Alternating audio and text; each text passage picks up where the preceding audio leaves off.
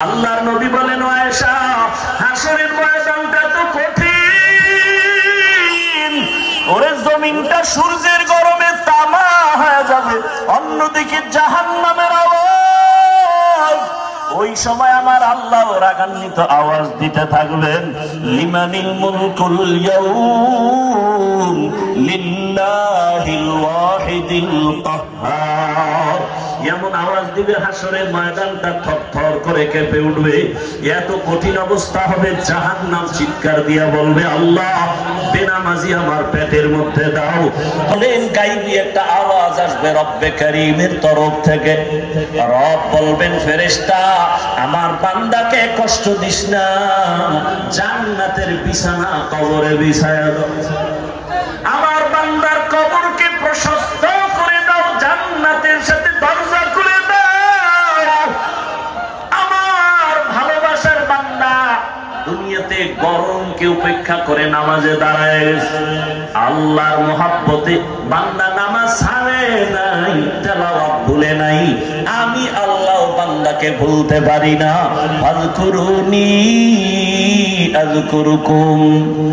আল্লাহর ওয়াদার হয়ে যাবে, কবর হবে জান্নাতের বাগান।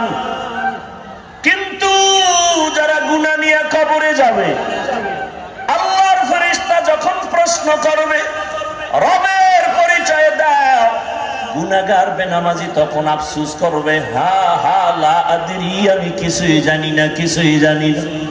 ফেরেশতা বলবে, ধর্মের পরিচয় দাও, ও তো দুনিয়াতে ইসলাম নিয়ে কোনো চিন্তাও করে নাই। বলবে, হা হা লা আদরি, আফসোস, আমি কিছুই জানি না।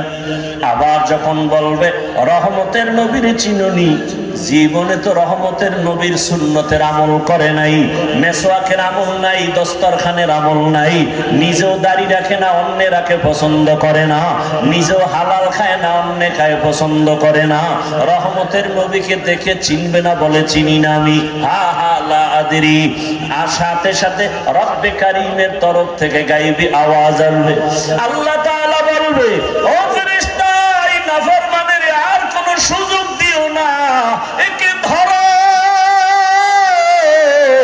এর আর সুযোগ দিয়ে কোনো লাভ নাই, একে ধর। আমার দেওয়া পানি, আমার দেওয়া বাতাস, আমার দেওয়া সূর্যের আলো, চাঁদের আলো, আমার দেওয়া জমিনের ফল খাই, ফসল খাইলো, গাছের ফল খাইয়া, নদীর মাছ খাইয়াও বান্দা আজান শুনে মসজিদে যায় নাই, আলেম ওলামারা নামাজের দাওয়াত দিত, নামাজ পড়ে নাই, বরং বাহাদুরি করত, নামাজ পড়ে কোনো লাভ নাই, রোজা রাখিয়া কোনো লাভ নাই। আমি আল্লাহ এত অন্যায় করার পরে দুনিয়াতে কিছু বলি নাই, আমার মহব্বত বাদ দিয়া আলেম ওলামাদের গালাগালি করত, নিজেও পর্দা করত না, যারা পর্দা করত তাদের গালাগালি করত। আল্লাহ বলবে, ফেরেশতা, একে আর কোনো ছাড় দিয়া লাভ নাই, এর কবরটাকে দুই দিক থেকে এত জোরে চাপ দাও, এর কবরটা জাহান্নামের সাথে রাস্তা বানায় দাও। আল্লাহর ওয়াদারে কবরটা জাহান্নামের আগুনে ভরে যাবে। আল্লাহ বলবে, কবরের মাটি এই গুনাহগার নাফরমানের জোরে জোরে চাপ দাও। এত জোরে চাপ দিবে, বেঈমান নাফরমান বেনামাজির এক পাজরের হাড় আর এক পাজরের সাথে ঢুকে যাবে, আর সাপে আঘাত করা শুরু করবে। ওরে, কারো কবরে ৯৯টা সাপ, কারো কবরে ৭০টা সাপ আসবে।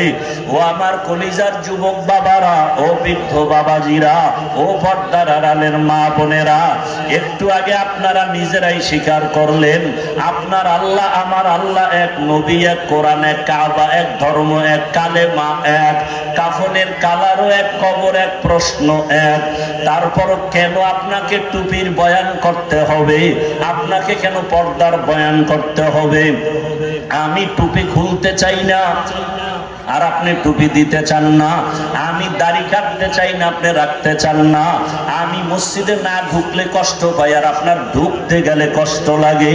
বুঝি না আমি ভুলে আছি নাকি আপনারা ভুলে আছেন।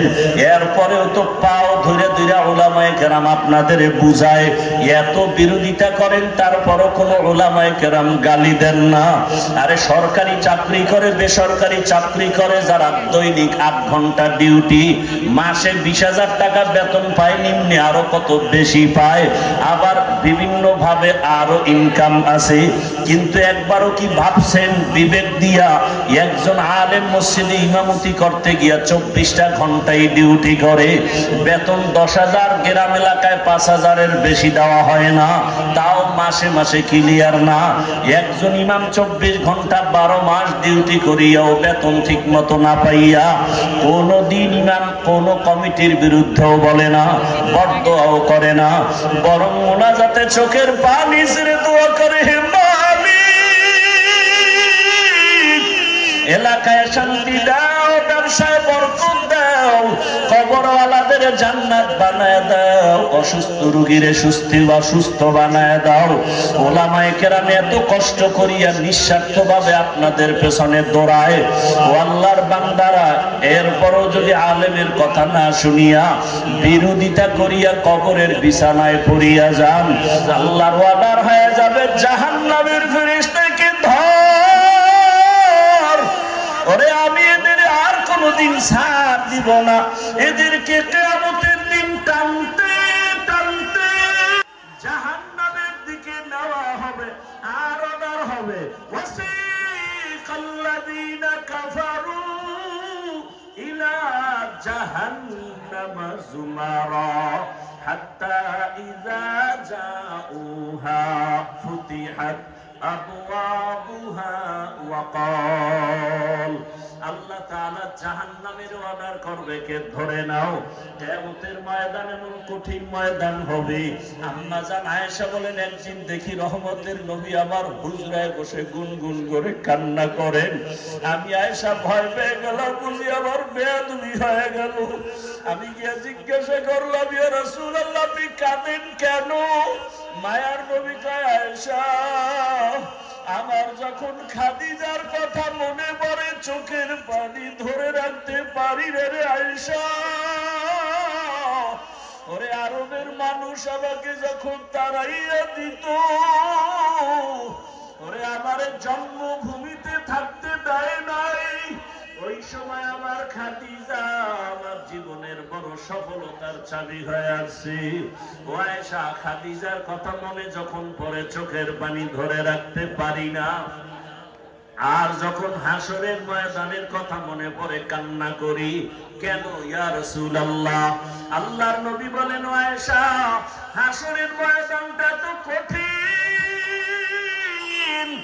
ওরে জমিনটা সূর্যের গরমে তামা হয়ে যাবে, অন্যদিকে জাহান্নামের আওয়াজ, ওই সময় আমার আল্লাহ রাগান্বিত আওয়াজ দিতে থাকবেন, লিমানিল মুলকুল ইয়াউম লিল্লাহিল ওয়াহিদিল কাহ্হার।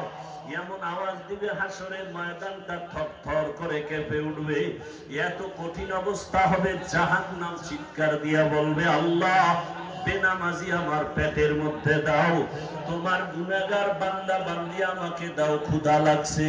আল্লাহ বলবে, ফেরেশতারা জাহান্নামকে ফিরাও, জাহান্নাম যদি আগে যায় বিচার করতে পারবো না, শিকল লাগাইয়া ধরো, 70,000 শিকল লাগাইয়া জাহান্নাম কেমন ভাবে আঁকড়াইয়া ধরবে। ও আমার বাবারা, রাসূল যদি জাহান্নামের ভয়ে কান্না করেন হাসরের ময়দানের কথা চিন্তা করে, আপনার আমার কি উপায়? কপাল খারাপ, এক ফোঁটা চোখে পানিও নাই।